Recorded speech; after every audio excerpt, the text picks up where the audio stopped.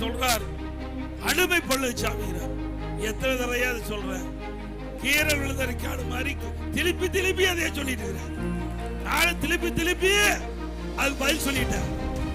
இது இருந்தா தானே புரிஞ்சுக்கிறது. இது ஒண்ணுமே நாங்க பேசி என்ன பிரயோஜனம்? தொண்டை போறதுதான் மிச்சம். கத்தி கத்தி தொண்டை போனதான் மிச்சம். ஸ்டாலின் அவர்களே, நல்ல மாட்டுக்கு ஒரு சூடு, நல்ல மாட்டுக்கு இதை வந்து புரிஞ்சுக்க வேணும். இதை விட்டுட்டு தமிழ்நாட்டுக்கு வாயா. தமிழ்நாட்டு மக்களுக்கு என்ன பிரச்சனை? அதிமுக ஆட்சியில இதை செய்யல அப்படின்னு சொல்ல பதில் சொல்ல தயார். அதை விட்டுட்டு மத்தியில இருக்கிறத பத்தி பேசுறதுனால இந்த தேர்தலுக்கு அதுக்கு சம்மதம் உண்டா? அனுமதிக்கிறார். அதிமுக ஏற்கனவே தெளிவுபடுத்தி விட்டேன். நான் மட்டுமல்ல, எங்க தொண்டன் கூட யாருக்கு அடிமை இல்லை.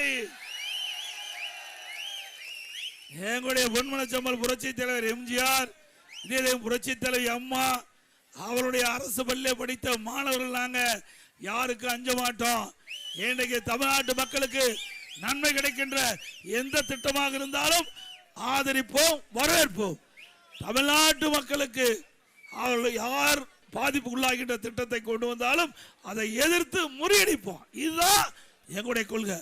உங்க மாதிரி ஆட்சி அதிகாரத்துக்காக எதவானாலும் அடமான வைக்க மாட்டோம். அடமான வைக்கின்ற கட்சி திமுக கட்சி.